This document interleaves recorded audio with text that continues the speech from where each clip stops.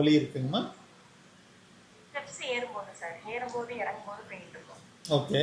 அப்புறம் வந்து நம்ம வெயிட் ஏதாவது தூக்கினாலும் வலி இருக்கும்.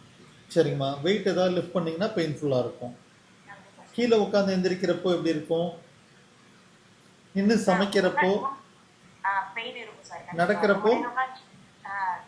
ரொம்ப நேரம் நிற்கும்போது நின்று சமைக்கும் போது தான் பெயின் இருக்கும். அதே மாதிரி என்னால் ரொம்ப நேரம் வந்து கீழே வந்து உட்காந்து எந்திரிக்க முடியல. நீண்டவங்களாம் சுத்தமாக போடவே முடியல சார். சரிங்கம்மா. ஓகேங்க. சரிங்கம்மா. ஓகே. நான் உங்களுக்கு அனுப்பிச்சேன். பார்த்துட்டேங்கம்மா. நார்மல் தான்.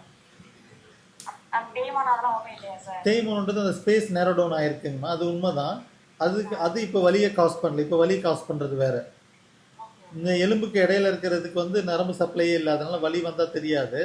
இப்போ மெக்கானிக்கல் உங்களுக்கு சின்ன வயசுலேயே மூட்டு தேய ஆரம்பிச்சிருச்சுன்றது தான் விஷயமே. இதில் கம்ப்ளீட்டாலாம் தேயலை. அதனால் இது நோயாக மாறுற அளவுக்குலாம் இன்னும் தேயலைங்க.